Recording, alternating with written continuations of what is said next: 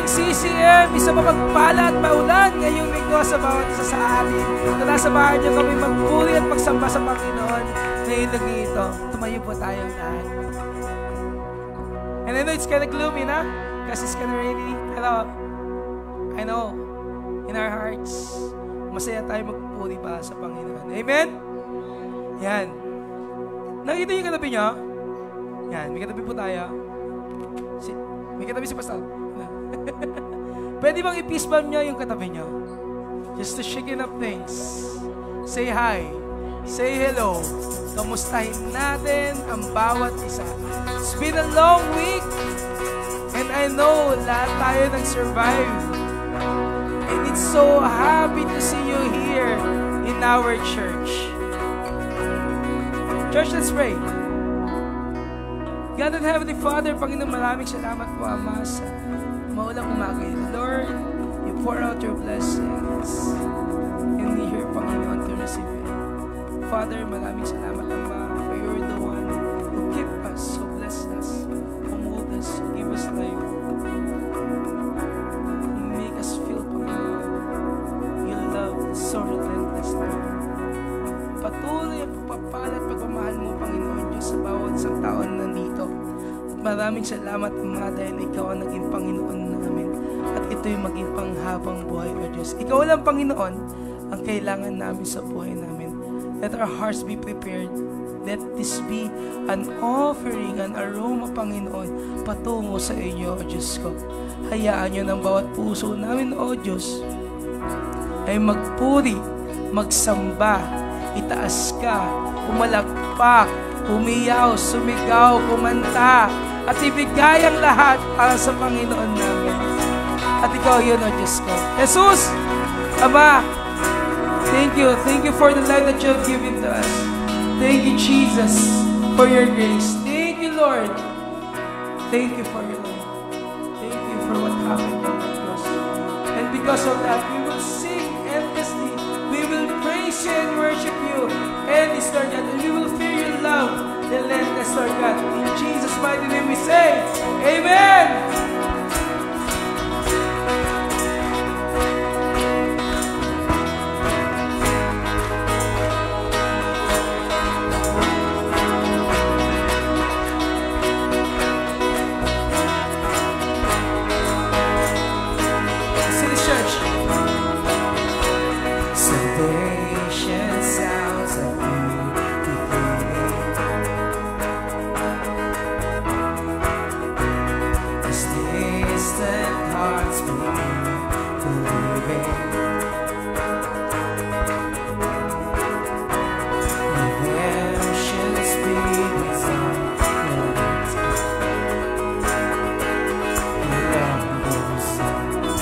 Sing. Your love goes on. You carry us when the world gives way. You cover us with your endless grace. Church, we sing this. Your love is relentless. Your love is relentless. Your love is relentless. Your love is relentless. The timings of our chasing shadows. You gave the world a light to follow.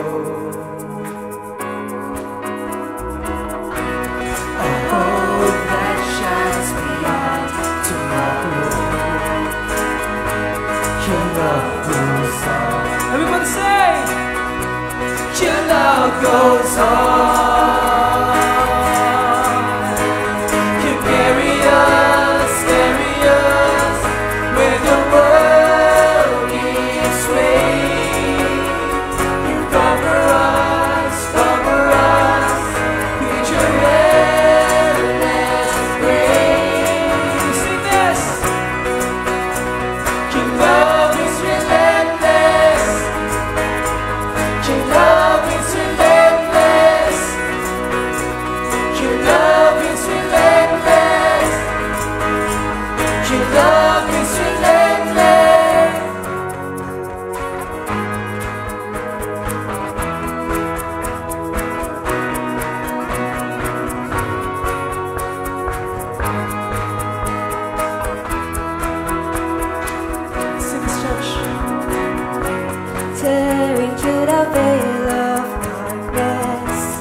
breaking every chain. You set us free, fighting for the furthest heart. You gave your own life for all to see, Tearing through the veil of darkness, breaking every chain. You set us free, fighting for the furthest heart. You gave your life for all to see, tearing through the veil of darkness, breaking every chain. You set us free, fighting for the furthest heart. You gave your life.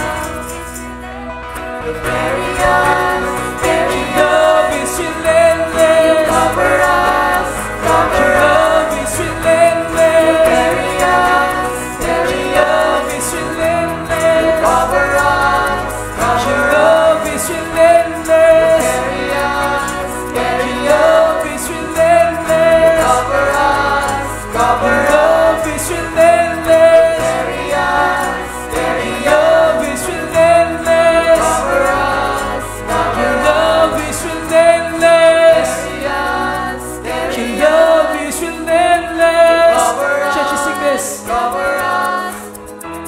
You carry us, carry us. You cover us, cover us. Love is relentless.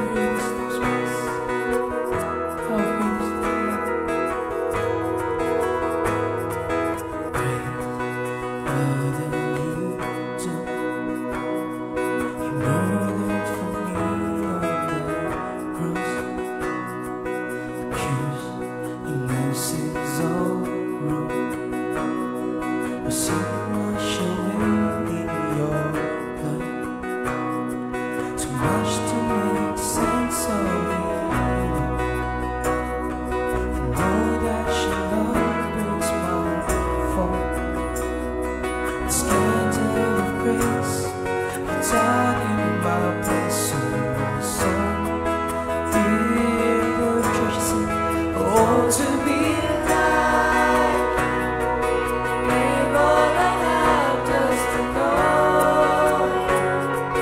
Jesus, there's no one beside you. Forever the hope in my heart.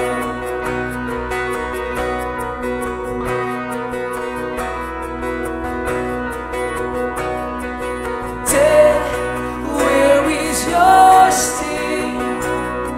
Your powers instead as my sin. The cross has taught me to live. In mercy, my heart now to sing.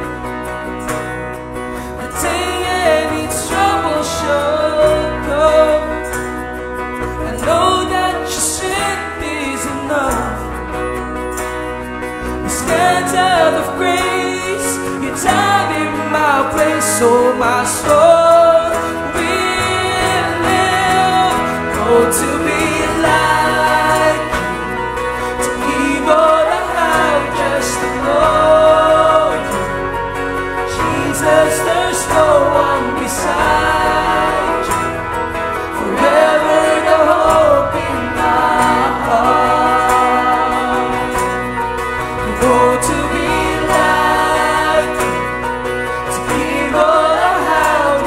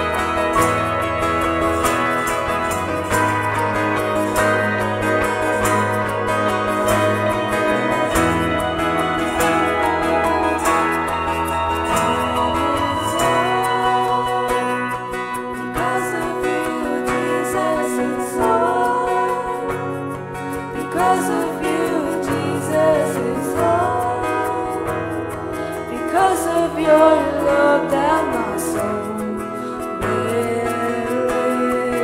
And it's all because of you, Jesus, it's all because of you, Jesus, it's all because of your love that my soul will live. And it's all because of you, Jesus, it's all because of you, Jesus, it's all because of your love now my soul will live. Oh, to be like you, to give all I have just to know you. Jesus, there's no one beside you. Forever the hope in my heart. Oh, to be like you, to give all I have just to know you. Jesus, there's no one beside you.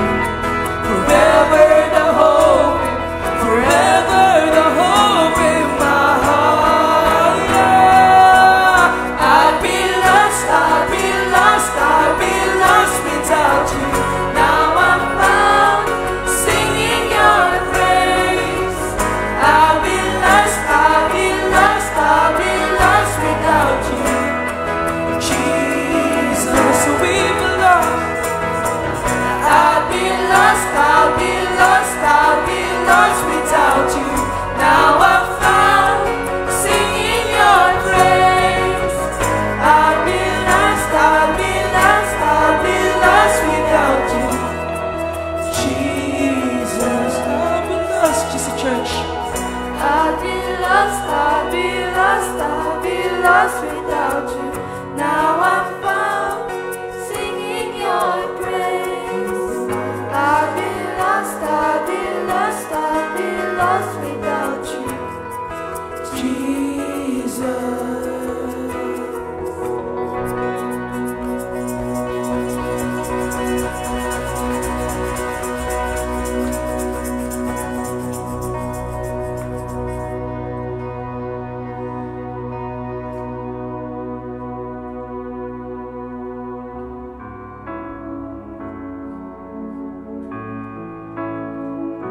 Psalm 16, 5-11 says, You, Lord, are all I have, and you give me all I need. My future is in your hands. How wonderful are your gifts to me. How good they are. I praise the Lord because he guides me, and in the night my conscience warns me. I am always aware of the Lord's presence. He is near, and nothing can shake me. And so I am thankful and glad, and I feel completely secure, because you protect me from the power of death. I have served you faithfully, and you will not abandon me to the world of the dead. You will show me the path that leads to life. Your presence fills me with joy and brings me pleasure forever. Left my fear by the side of the road. Hear your speak, I won't let go. Fall to my knees as I lift my hands to pray. God, every reason to be here again. Father's love that draws me. No, my eyes wanna see is a glimpse of you. Sing this. All I need is you.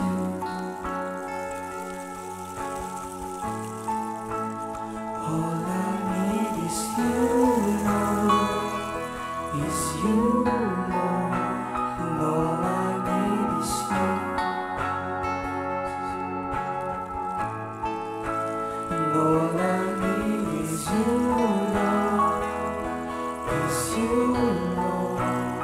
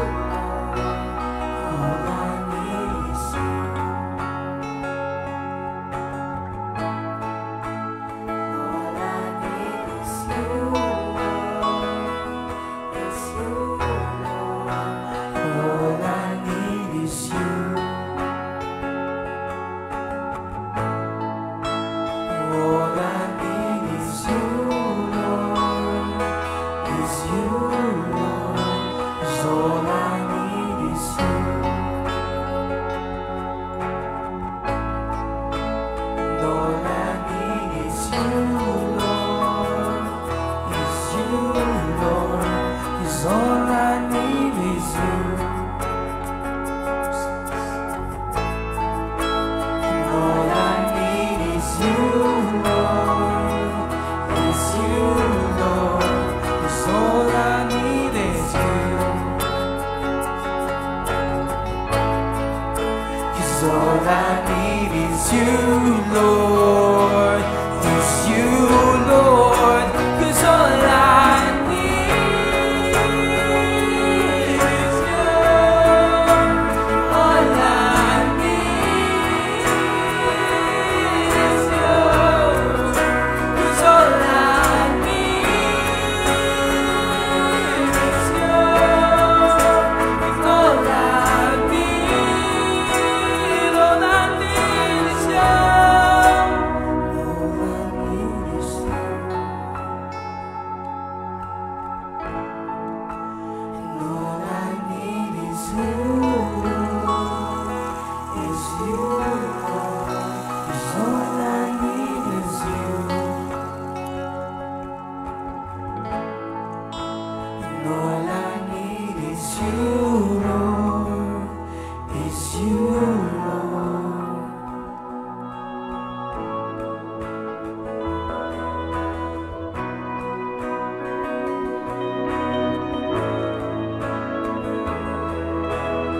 Come on, we lift up our hands. Raise your hands like this. As we will praise you, we will worship you. We will sing, we will shout that you will hold the universe, that you will hold the earth, that you will hold us. Sing this. You hold the universe. You hold everyone on earth. You hold the universe. You hold, yeah, you hold. Sing the church. You hold the universe. You hold everyone on earth. You hold this universe. You hold, yeah, you hold. Let's sing this another one. You hold the universe. You hold everyone on earth. You hold the universe. You hold, yeah, you hold. All I need is you. Church, we sing this. All I need is you, Lord. Is you. Declare to your voice. All I need is you. It is the only one we need. It's the only one we need right now. Right here, right now. 'Cause all I need is you.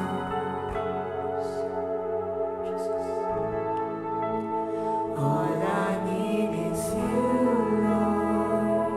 Is you, Lord. All I need is you.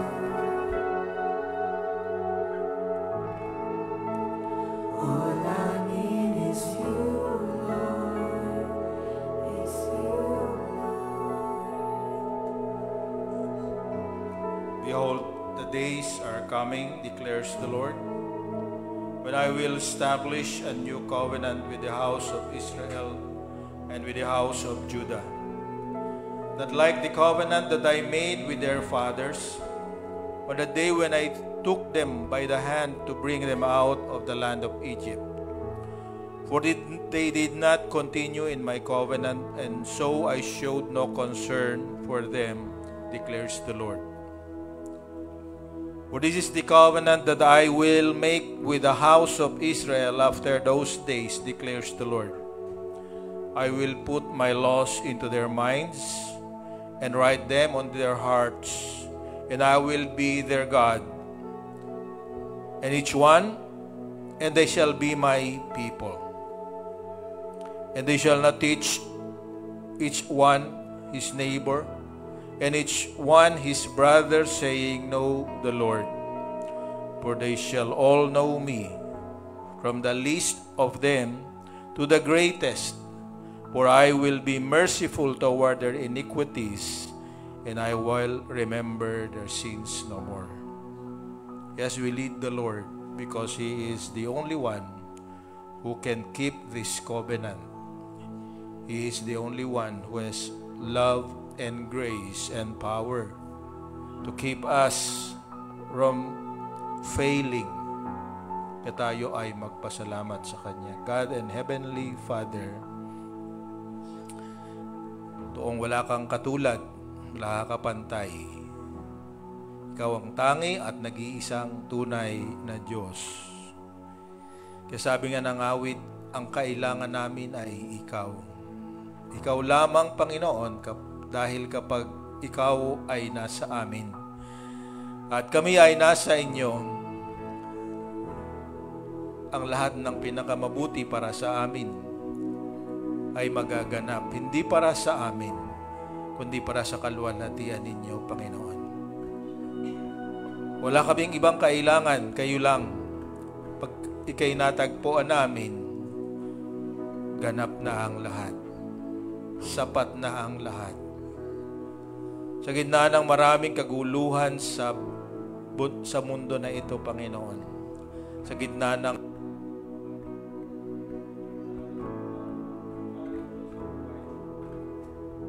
naniniwala kami, Panginoon, na di mo kami pababayaan at iiwanan dahil yun ang inyong pangako.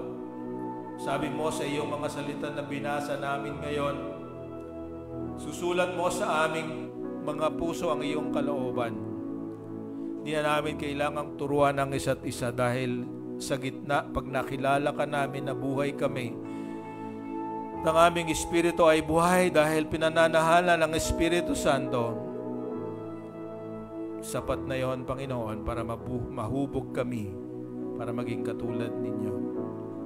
O sa aming pagtitipon ngayon, isa ang aming nais, Panginoon, padama mo sa amin na talagang narito ka. At di mo kami iiwan kahit na kami ay umalis sa lugar na ito, kasamahan niyo pa rin kami. Magiging pagpapala kami sa lahat ng mga tao na aming makakasama sa buong linggo. Higit sa lahat, ang pagbabago na aming hinihintay magsisimula sa aming sarili. Lalawak sa aming mga pamilya, sa aming community. Ang kagalingan na aming tinanggap ay matatanggap din nila dahil sa aming patotoo. Higit sa lahat, lahat ng ito ay para sa iyo. Salamat po ng marami. Awitin natin muli ang chorus ng ating awit. Sa puso natin ang mensahe ng awit na ito.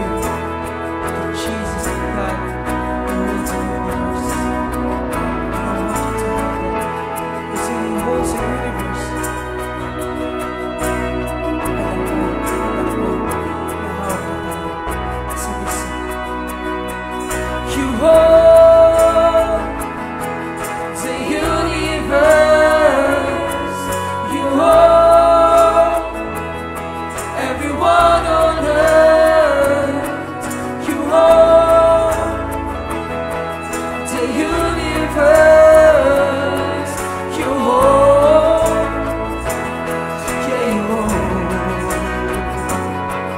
You hold the universe. You hold everyone on earth. You hold the universe. You hold, you hold,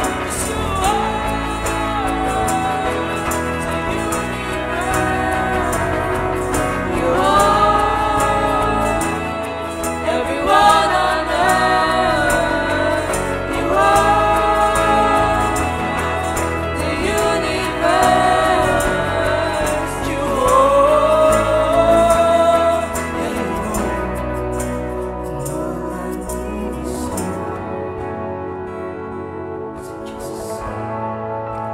All I need is you, Lord.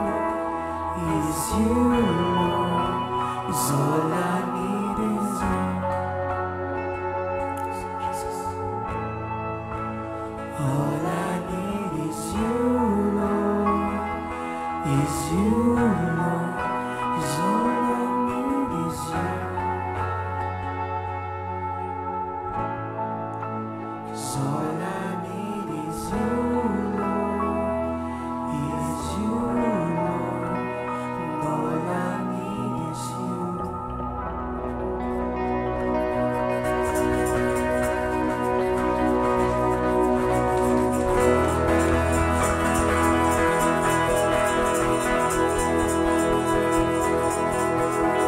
Let's get ourselves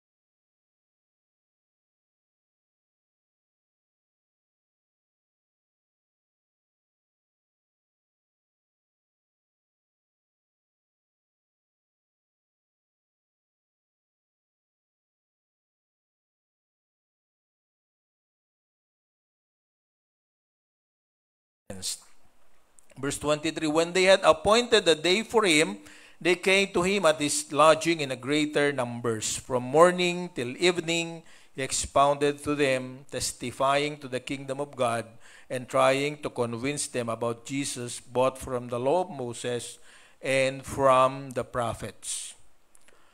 And some were convinced by what he said, but others disbelieved. And disagreeing among themselves, they departed after Paul had made one last statement. The Holy Spirit was right in saying to your fathers through Isaiah the prophet, go to these people and say that you will indeed hear but never understand, and you will indeed see but never perceive.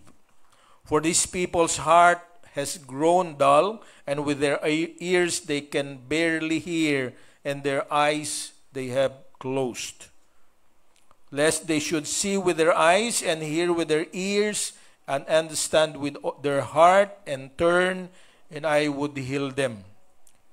So the declaration ni Paul, therefore, let it be known to you that this salvation of God has been sent to the Gentiles, and they will listen.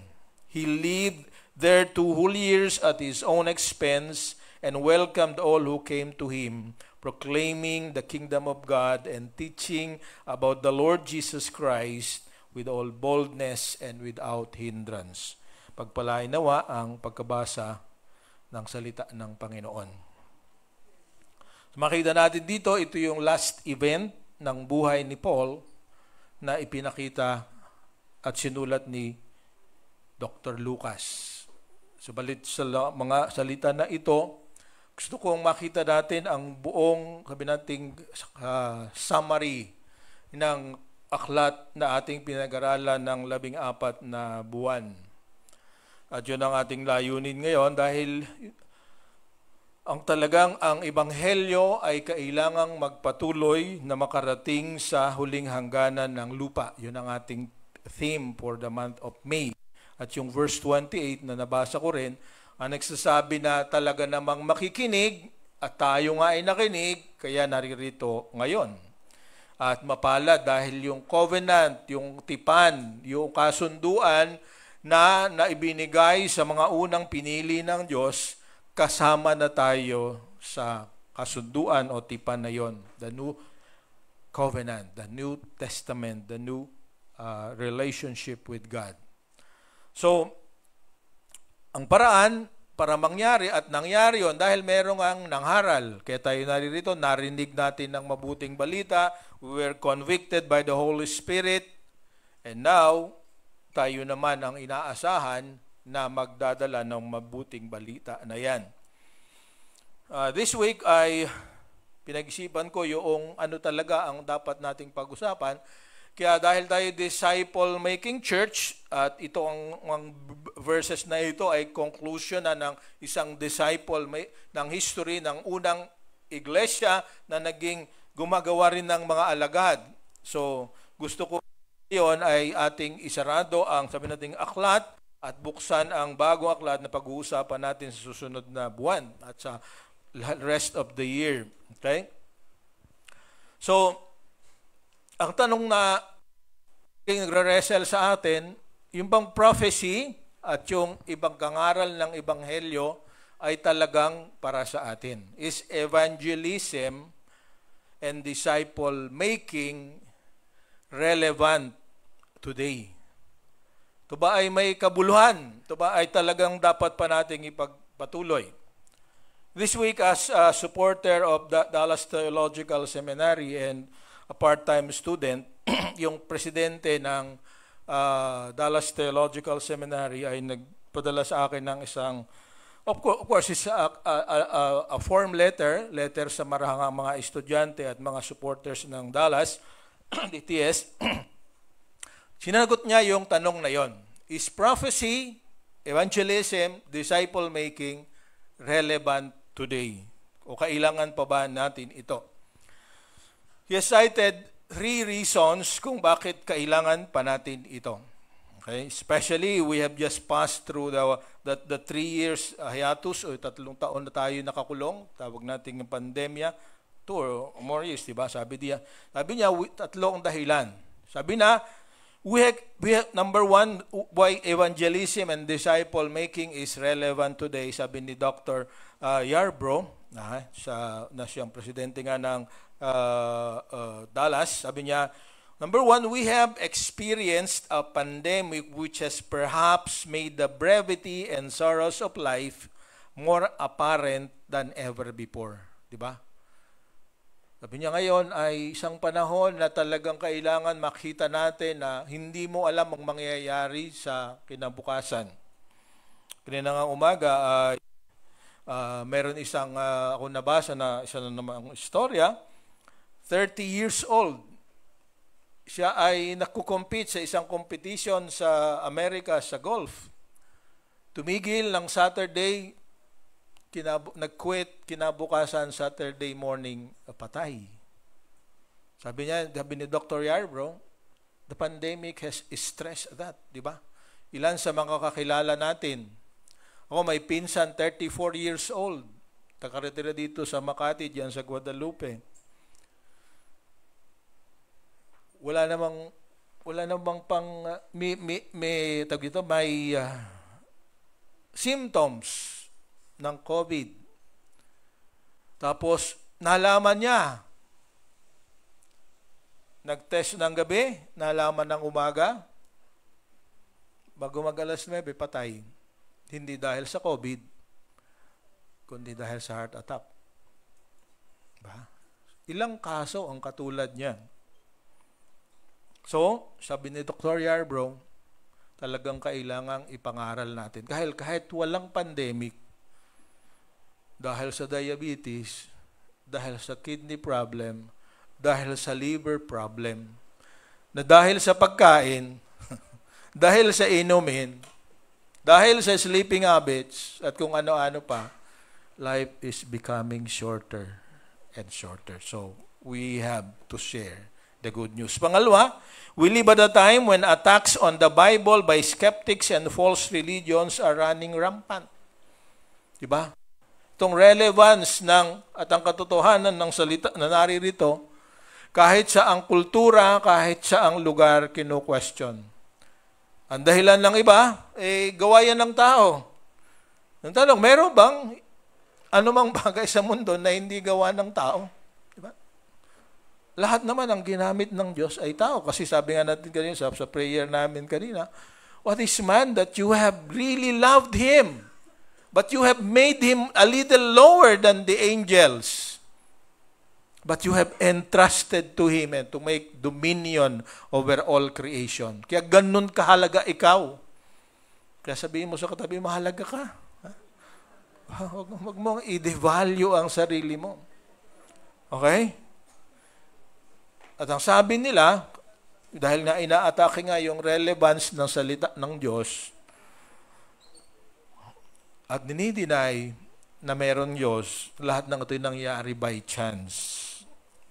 Okay? So, it is the time when these people are giving their best efforts to discredit the Word of God. Pangatlo, we live at a time when Christianity in the United States and worldwide is running smack into new waves of resistance, hostility, and persecution.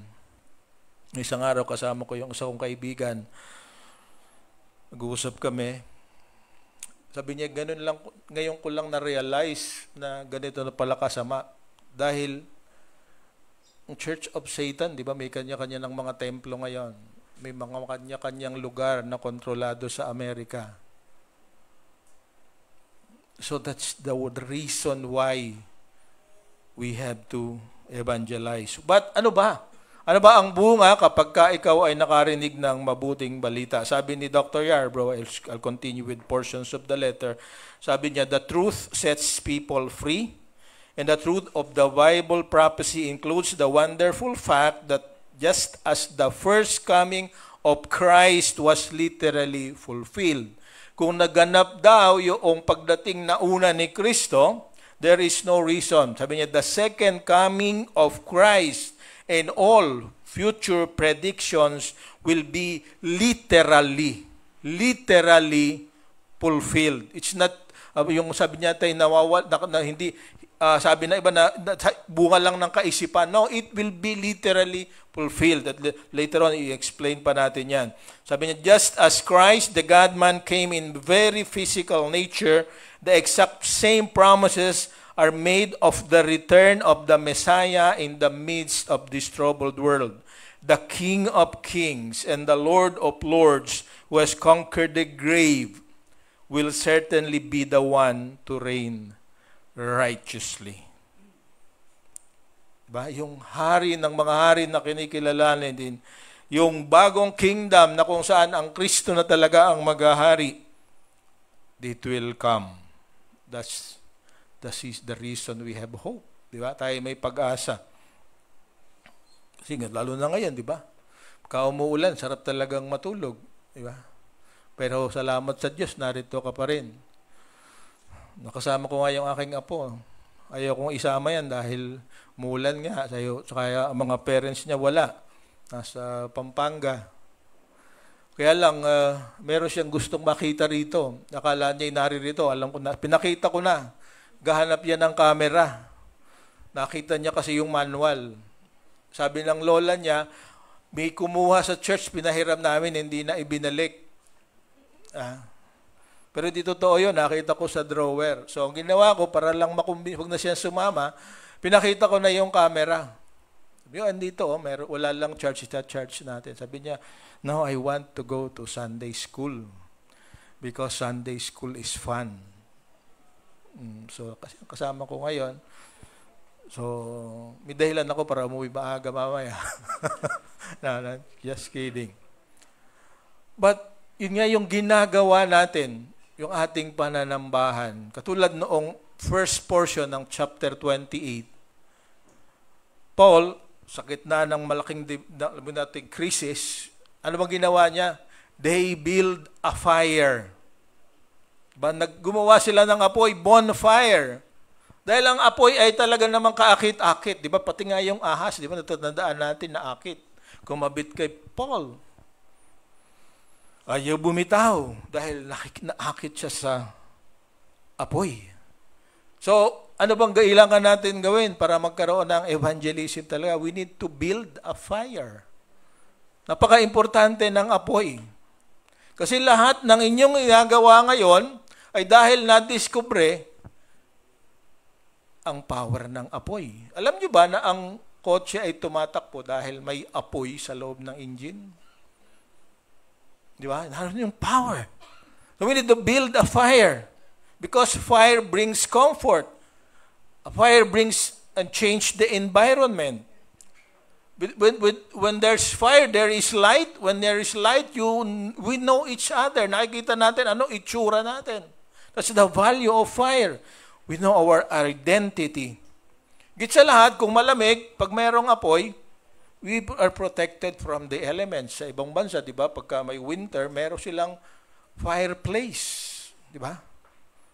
May mga heater ngayon, apoy pa rin yun. So we need to build a fire. Sabi nga ni John Wesley, yung founder ng Methodism, sabi niya, light yourself on with fire, with passion and people will come from miles to watch you burn. Makita nila ang apoy para ikaw ay nakikita na kayo nasusunog sa init ng pagmamahal mo sa Panginoon. So, evangelism is relevant. Kaya ngayon, ang tanong natin, ang topic natin ngayon, anong gagawin ko? We have to have some guidelines for evangelism and for making disciples. So, I want to review to you the history of the whole book of Acts. Di ba?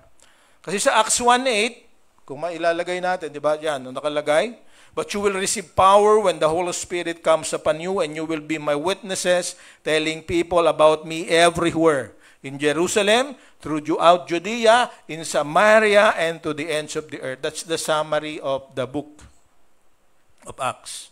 Dapat ma-memorize natin yan, yung memory verses, okay? Kasi pag pinag-aralan natin yung buong aklat, nabahati ito sa tatlo. Okay? Ang first part ay tungkol sa the church in Jerusalem. Acts chapter 1 Acts 2 chapter 7, di ba? The second part is Acts chapter 8 to 12, the church in Judea and Samaria. And in Acts chapter 13 up to 28, the church all over the world. Sigit sa lahat, ito ay about two key people na nagdala ng mabuting balita tungkol kay Jesus. Acts 1 to 12 is about Peter, and Acts 13 to 28 is about Paul. Pero ang lahat ng ginawa nila, ang naging dahilan kung bakit ligtas tayo ngayon. Amen? Hallelujah, di ba? Kung hindi sila gumawa ng pinagagawa ng Panginoon, tayo pa rin ay patay sa ating makasunan. So, pero importante natin, you will receive power. Sabi niya, will receive power when the Holy Spirit comes upon you. So, tingnan natin yung summary. Sabi dito, summary of the book of Acts. Pakiyabante nga. So, ang nangyari, sabi doon, chapter 1, the ascension. Di ba? Jesus, the Savior, who came down to earth, lived among us, was buried, died, was buried, and was resurrected after 40 days. He went up to heaven. Di ba? Yan ang chapter 1. Verses 6 to 11, binasa natin doon, nakatingin ang mga tao, nakikinig sa kanya, binagay yung instruction habang sila'y nakatingin, sabi si Jesus ay hinihigop ng papunta sa taas. Okay? Merong malaking vacuum pump siguro na naroon sa taas, umakyat siya. Jesus ascended to heaven. Then, Acts chapter 2, the day of the Pentecost, which actually, nakalimutan natin i-celebrate, is last Sunday. Last Sunday is Pentecost Sunday.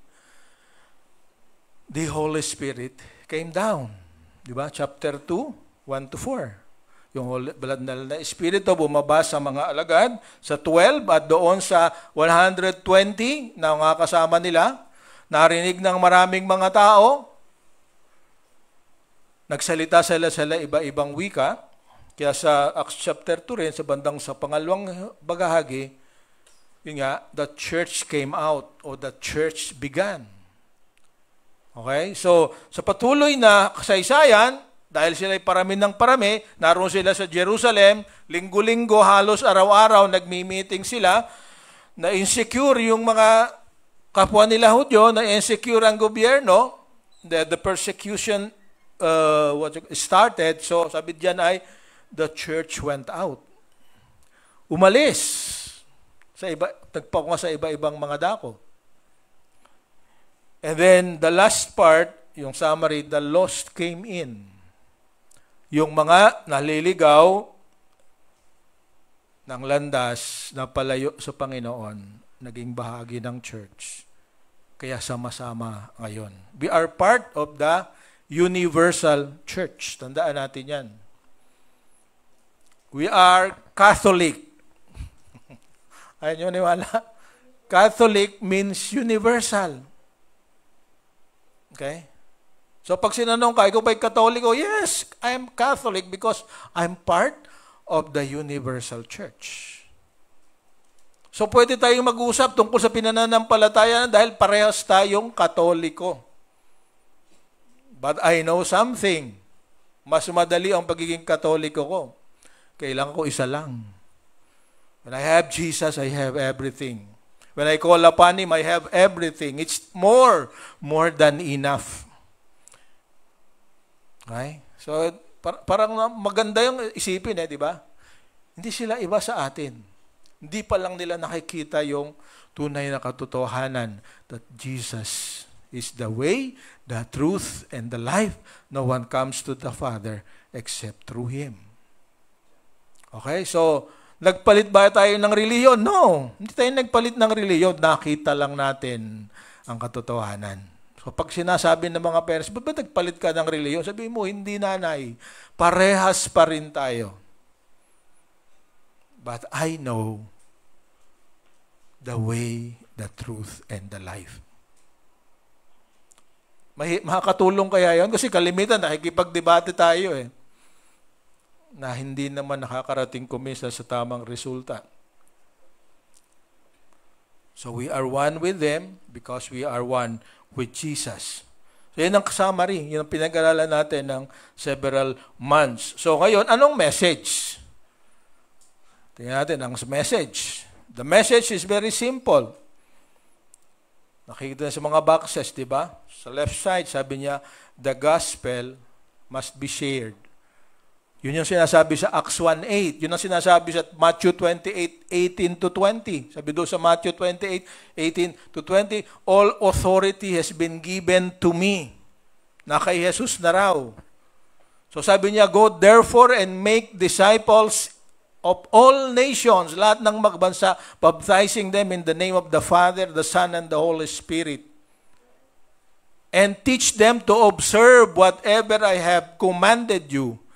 And I am with you even to the end of the age. Yun na ang topic natin ngayong buong buwan. Message, evangelism to the ends of the earth. Amen? Kaya ka naririyan.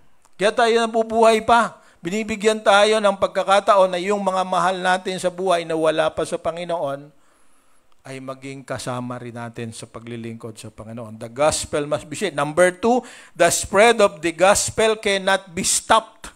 Walang makakapigil dito. Sabi ni Jesus Christ, Matthew 16:18. Diba? I will build, upon you, Peter, I will build my church. Diba? Sabi doon, and the gates of hell shall not prevail against it. Kahit na pang anong gawin ng tao, yung buong book of Acts ay lahat ng mga ginawa ng mga tao para pigilan ang pagpahayag ng salita ng Diyos.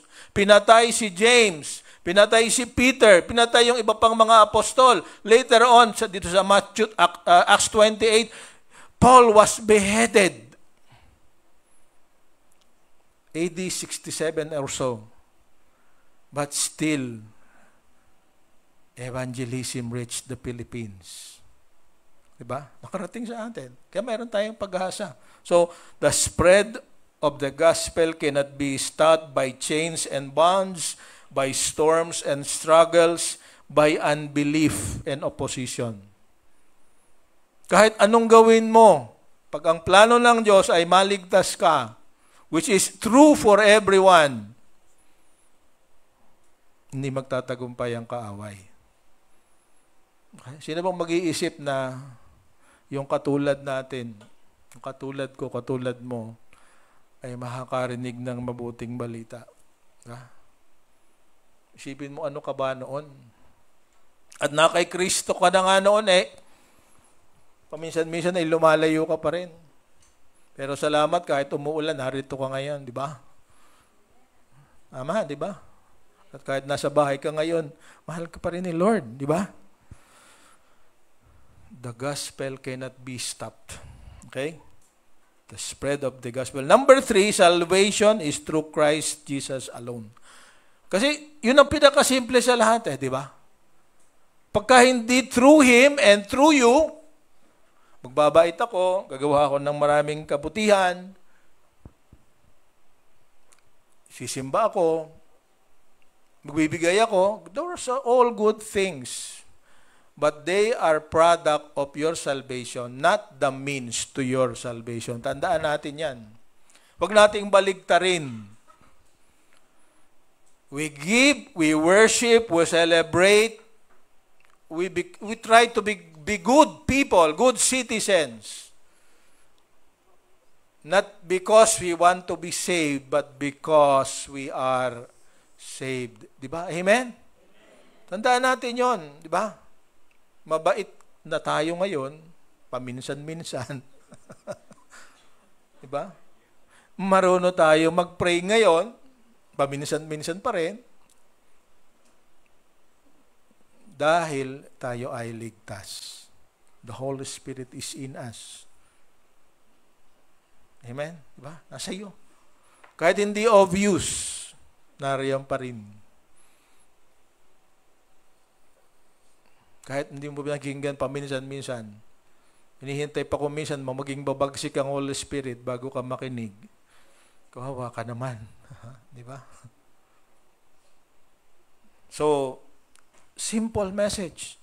The gospel must be shared. The spread of the gospel cannot be stopped. Salvation is through Jesus Christ alone. We can remember that. So, tandaan natin ito. So, ngayon, let's go to the point. How then could we do it successfully? So, guidelines for successful evangelism. Number 1, start with people closest to you. Simula ka doon sa mga tao na pinakamalapit sa iyo, pinakamamahal mo, kilalang kilala ka niya. Diba? Yun ang ginawa ng mga Hudyo, diba? Saan sila nagsimula? Sa Jerusalem. Ang mga taga-Jerusalem, kilala, alam nila yung prophecy. Kaya lang, hindi sila natili doon. No, start with the people closest. Yung sabi sa 28:17, sabi dito ni Paul. Kasi hindi na siya pwede, pagdating sa Rome, hindi na siya malaya. Meron siyang sariling apartment, meron siyang bahay. Okay? Actually, yung kondisyon ng Roma noon, hindi naman ito sa, sabi natin, political agenda or whatever. Kung kayo nakarating sa isang lugar sa, hindi ko alam kung Binangonan, or Kaintayon, meron diyang lumabas na isang village ng napakatataas na building, mga 3 floors na hindi natapos, na pag tiningnan ko yung mga poste, ay parang isang alog lang ay babagsak. Ganun ang itsura ng mga apartments sa Rome noong si Paul ay naroroon. Dikit-dikit. Ang nakatira sa Roma noon ay more or less 1 million people, but 70% sa kanila ay former slaves.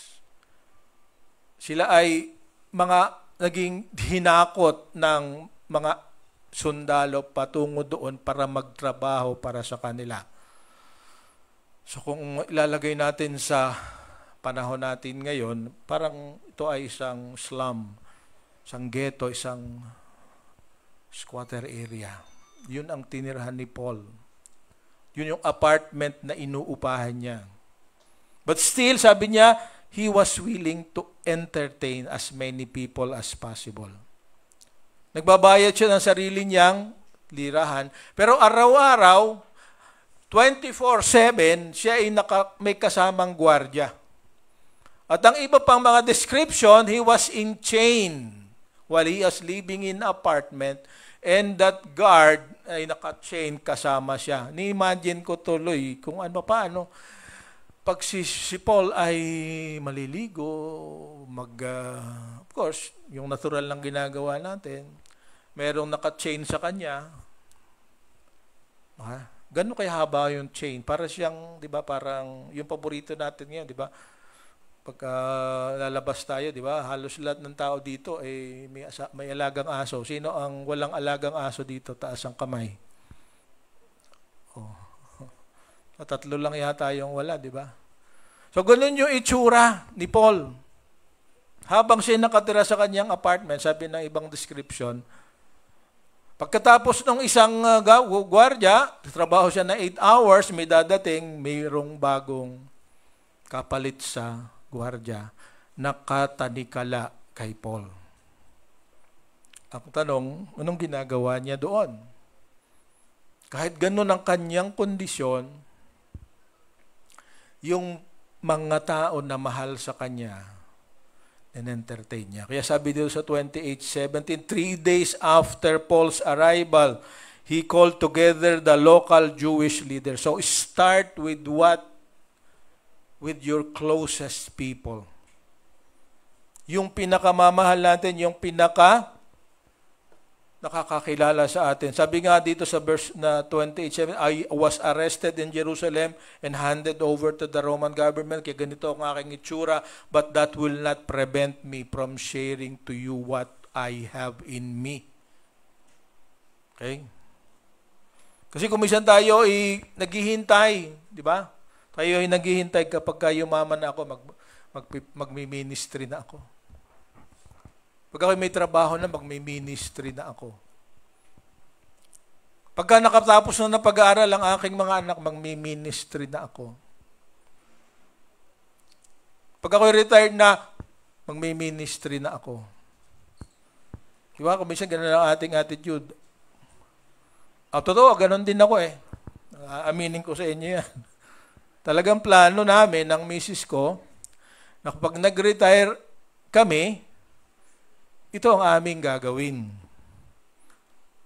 Pero even before I retired, may pagmamalaki ko lang, lalo na ang misis ko, pag may pagkakataon, nag-hold kami ng BBS, kung saan kami nakatira, kami lang may kami ng tulong sa Manila Bible Seminary noon, magkapadala ng mga estudyante, BBS sa Taguig, BBS sa Las Piñas, because hindi namin hinihintay na mag-retire, na yumaman, kahit anong kalagayan,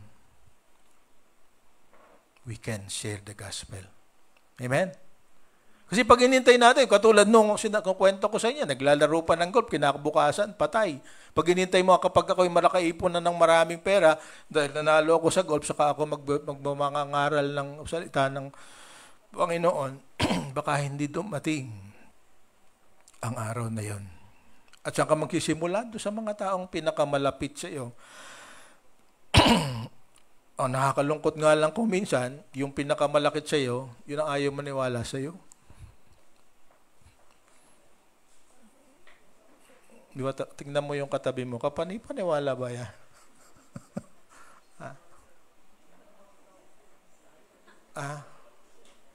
Okay, magsikuhan. Baka kayo pareho hindi ka paniwala. Start with people close. But tandaan natin, all of us are not perfect. The Lord is working in us, sanctifying us, but that should not stop us from sharing the truth with them. Amen? Salamat.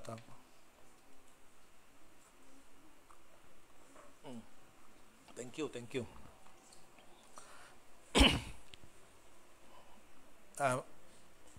Kinukurot ba ang puso nyo ngayon? Inasadya ko yun.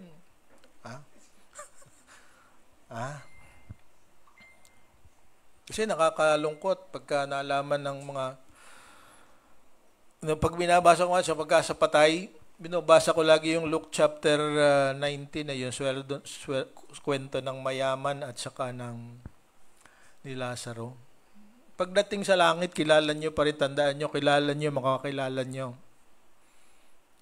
Pero hindi na sila magbabago. Kaya kahit minumura ka niya ngayon, dahil sa pananampalataya mo, okay lang. Kasi baka pa sakaling magbago pa siya habang buhay. Pagpatay na siya, sabi sa Luke chapter 19, hindi pa rin magbabago. Kasi alam ko ebidensya, pero yung pagmamahal mo sa kamag-anak, hindi nawawala. Mahal pa rin noong lalaking mayaman, yung kanya mga kapatid, na parehong ugali niya. Diba? Kaya sabi niya ngayon kay Amang Abraham, doon sa Luke chapter 19, pwede bang si Lazarus ay pabalikin mo at turuan yung aking mga kapatid? Sabihin nila kung ano yung totoo.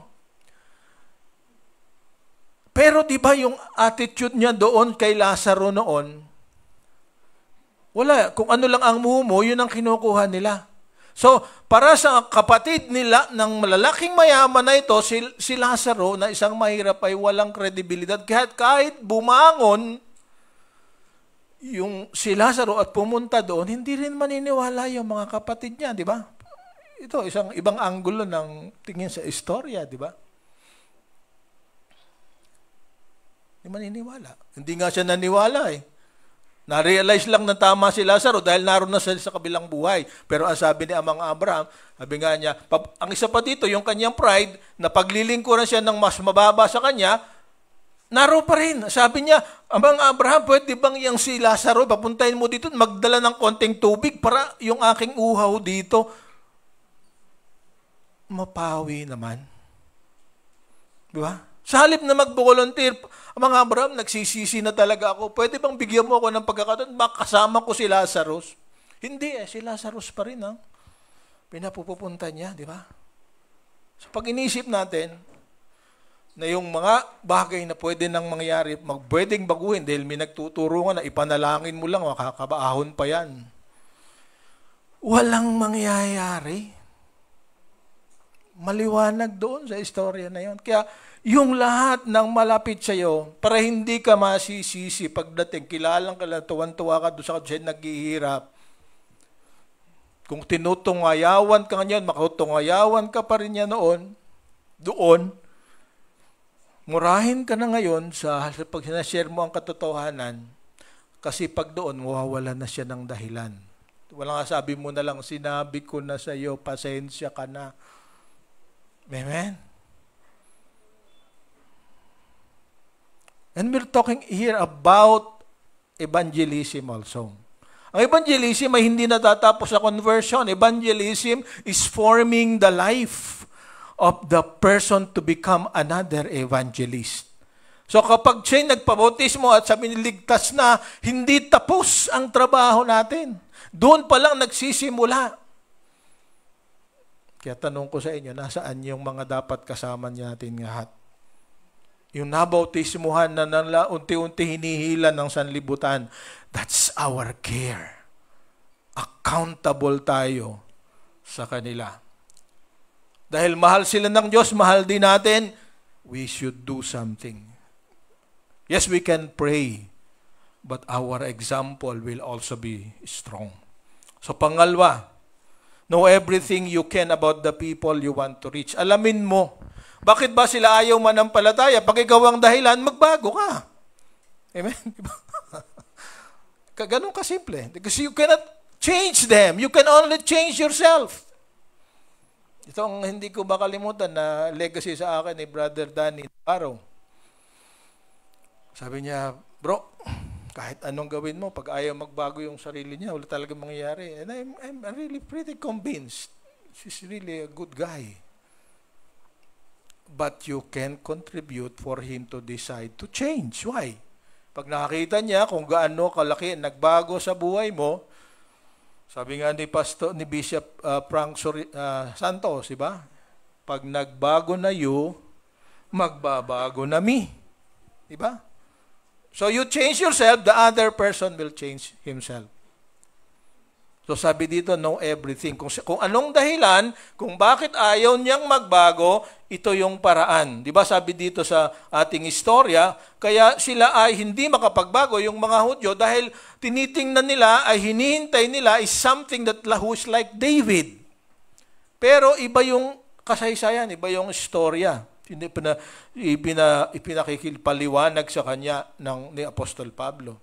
Hindi niya makakalimutan yung mga tradisyon nila is only something that will bring them to understand who the Messiah is. So, anong dapat natin gawin? So, pag alam natin kung ano yung problema noong tao na ayaw makapanampalataya sa Panginoon at kayo ay naging bahagi ng kanyang solusyon sa kanyang problema, I believe they will also believe. Mananampalataya sila. Pero kung ang dahilan kaya ayaw niya manampalataya ay yung nararamdaman na nakikita sa'yo, simple lang ang solusyon. Magbago na you.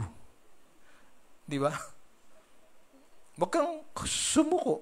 Kasi sabi nga natin, naririnig ito, di ba? Your part, God's part, the believer's part. Or the unbeliever's part. So, si Paul, binigyan niya ang lahat. So, sabi dito sa huling bahagi, go as far as God leads you. Anong ibig sabihin? In simple terms, kung saan siya naroroon, puntahan mo siya. Kung kailangan niya ng sasakyan, isama mo. Mag-ipon ka ng pamasahe para maisama mo dito. At kung hindi naman talaga maisama, doon na lang kayo. Dahil sabi nga ni Darwin, diba? Hindi ko makalimutan, the church cannot come here, although we bring the church to them. Diba? So start a small group in your community. Everything starts small. 2, 3, 4. Lahat ng kamag-anak mo. Later on, it will be a church. Noong unang panahon, walang simbahan. Tandaan din nyo yan. Kailan ba nagkaroon ng simbahan? Naging institution ng simbahan. Sino nagsimula ng simbahan? It's not the Christians. Alam niyo ba yan? Ang nagsimula ng simbahan ay yung institusyon nagtuturo na kailangan kang maligtas pamagitan ng mabubuting gawa. Pagandahan ng katedral. Kasi yun ang identity mo. But in the New Testament, the church, synagogue. Ano yung synagogue? Tahanan, may pamilya. Napakaraming turos. Pagkaaral natin sa Romans, sa nasunod na buwan, applicable yon sa kanilang kultura dahil isa'y magkakamag-anak. Nagtitipon-tipon. Diba? Kasi di ba yung isa sa mga requirement na napakahirap kung may sa implement, may nagkasala, tatayo sa harap, magkukonfess, sasabihin sa lahat, ako ay naging kabit ng kaditong lalaki, so nagkaito nang nangyari sa akin. Pagka ginawa natin yan ngayon, na mas marami pa matitisod. Ba? Pero noon nagagawa nila. Why? Because they are relatives. Kahit anong sabihin, bistado. Pag sinatanggi, alam niya na nagsisinungaling. So, kahit mag-confess, humingi ng buong patawad sa lahat, pwede. But at our context now, iba na. So, go as far as God leads you. Kung kailangan gumastos, kung kailangan mag-sakripisyo ng time, effort, and money, sabi nga natin lagi, pulsa, bahay, buhay. Buhay mo, buhay ko. Kung anong meron ka, meron ako. Yun ang unang Kristiyano. That's the ideal. But today, kailangan nating magkaroon ng talagang, dahil nagbago nga ang konteksto. Ang sub-church ay kalimitan ng ibig sabihin building. But that's not what it used to be. Church is people. And people want to identify to quote-unquote big churches. Kaya nga pagka umalis dito, makakalaman mo nasa CCF.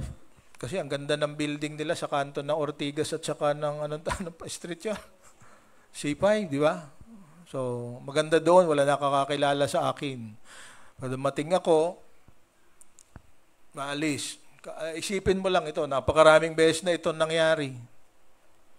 Di ganun nga ang gusto niyang mangyari. Walang nakakapansin. Biglang kinuha ni Lord. Tapos. Balik ngayon, natawagin yung dating pastor niya para mag-last rites.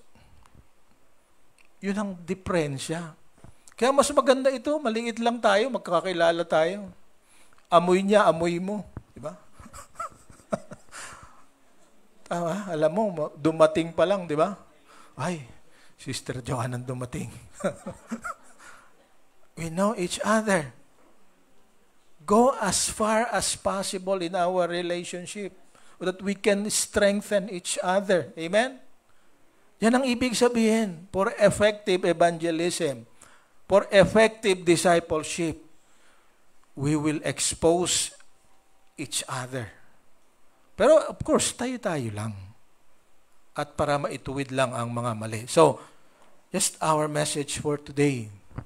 Natin, ito ang masamang balita na mabuting balita sa conclusion ngayong araw na ito. The preaching of the gospel and disciple-making will continue with or without you.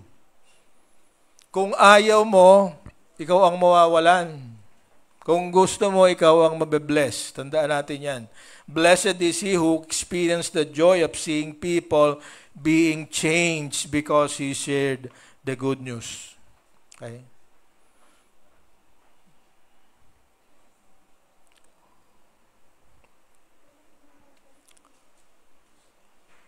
Okay? Isipin natin mabuti.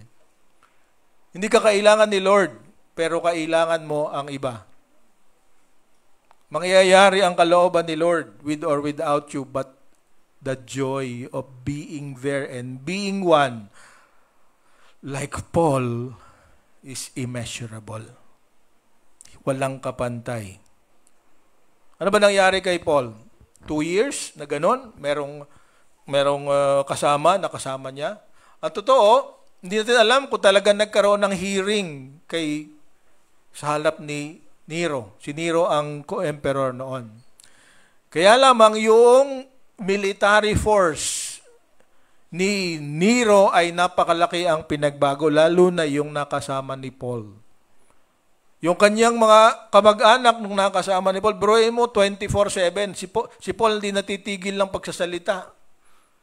Sinasabi ang katotohanan, nakatali ka pa, wala kang, pagka sinabi ni Paul, dito tayo, makinig ka sa akin, di ka makakatakbo dahil nakatali tayo, di ba? So yung mga gwardiya niya, yun yung mga unang naligtas. So kahit siya naka-chain, it's not a reason for him not to be able to preach the gospel.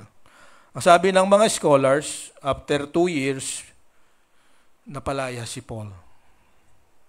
During those 2 years, anong ginag-obahalan niya? Kahit nakatali siya, nakasulat siya ng 4 na aklat. Ephesians, Colossians, Philippians, Philemon. May nakatali sa kanya, may tagasulat siya. Okay? At si Luke ang pinakamahaba niyang kasama. So, noong 2 years na yon, nagkaroon, sabi ng hearing, at eventually napalaya siya. Sabi ng ibang mga writers, he was able to visit the churches around Rome, malapit sa Roma, yung Crete, yung Miletus, yung Troas, yung Philippi, Thessalonica, Berea, Ephesus, and Corinth. Pero habang dumalalim ang persecution under Nero, eventually, he was beheaded in Rome. Hindi alam kung nagkita si Paul at si Peter sa Rome. But both of them died because of the gospel. Si Paul, beheaded. Si Peter, pinako sa krus, pero patiwarik. So if they were willing to die for something that is useless, they should be crazy. Di ba? Walang baliw na magpapakamatay sa isang bagay na wala namang dahilan. Yung baliw,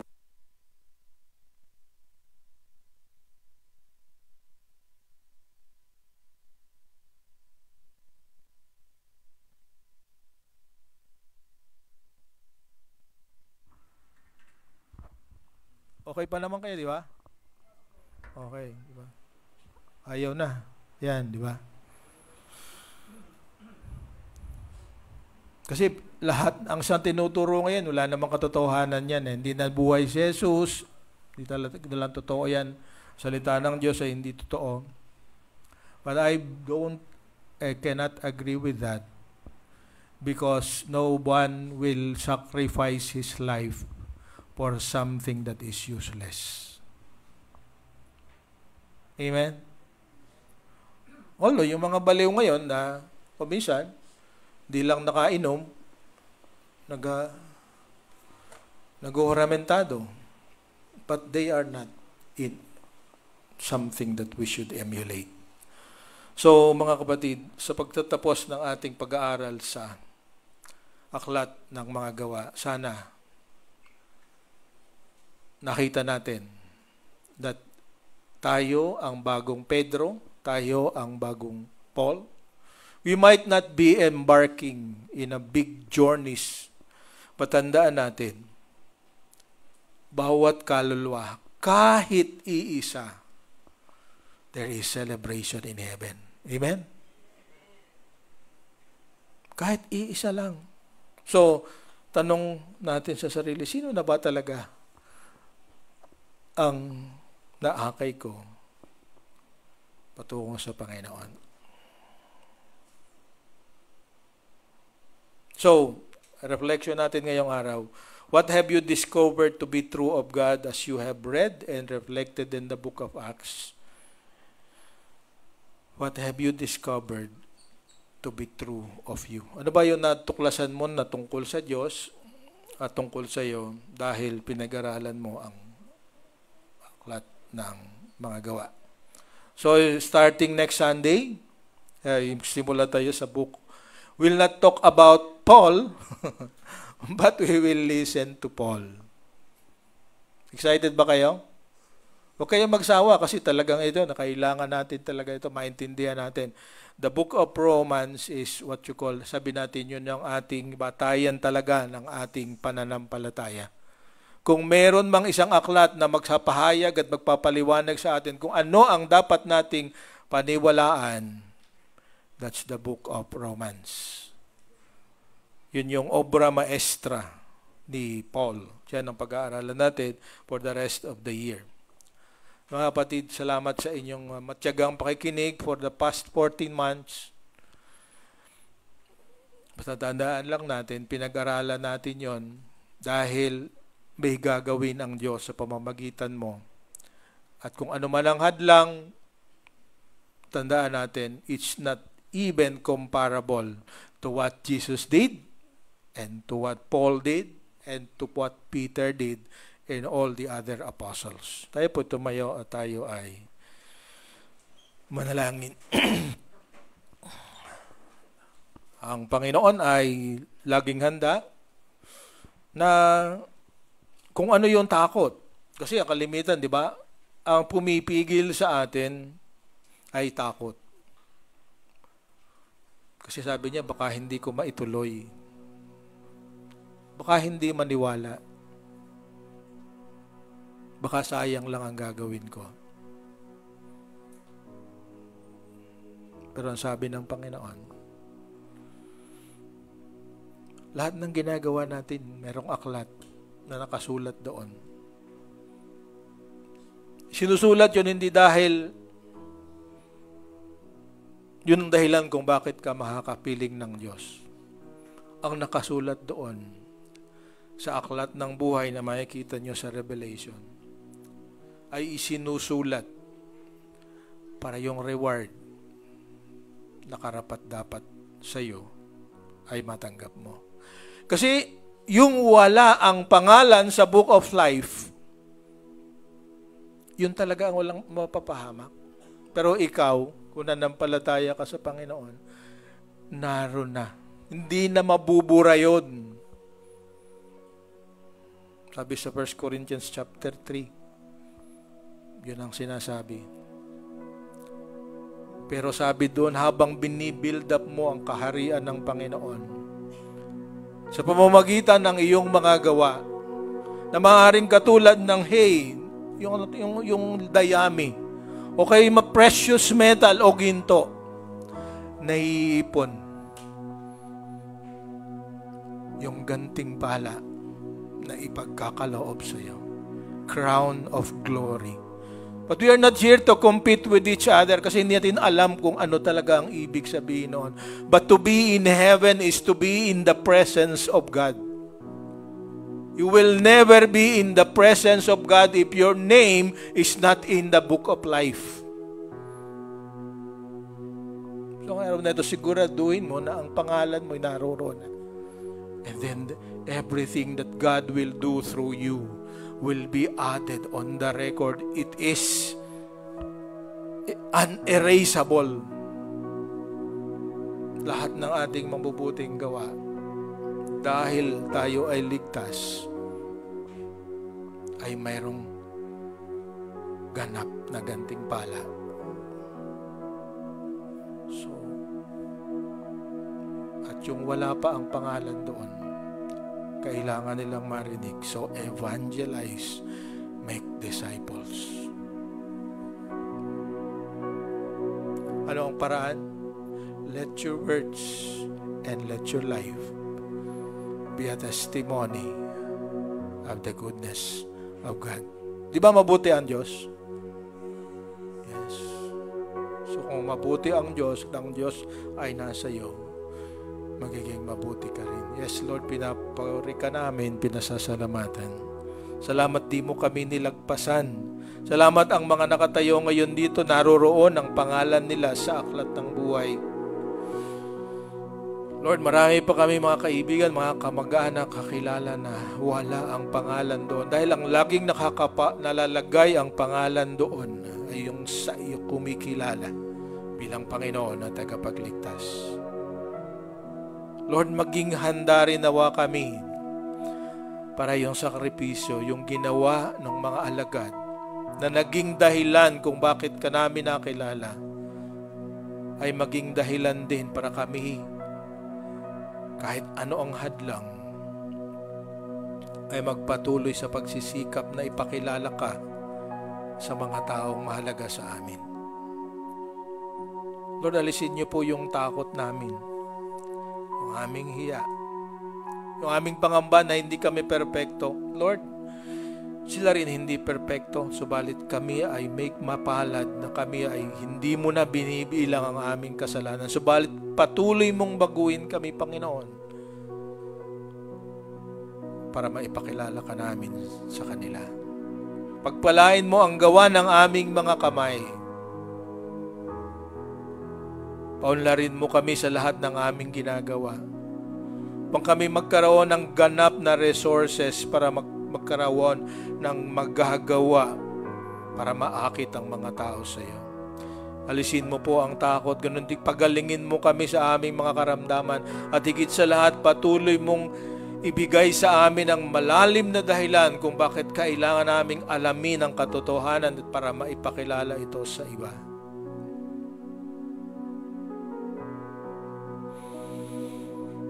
Lord, ang kaaway hindi humihinto 24/7. Gustong nakatali sa amin. Gusto kaming daigin. But Lord, kinapanghawakan namin ang iyong pangako, the gates of hell will not prevail against your people, against your church. Salamat po, Panginoon. Pinupuri ka namin. Po ang aming dalangin sa pangalan ni Jesus. Amen. Palakpakan natin ang Panginoon. Napakabuti niya. Alam ko mangyayari ang kalooban niyo para sa ating lahat. Tayo po mo po.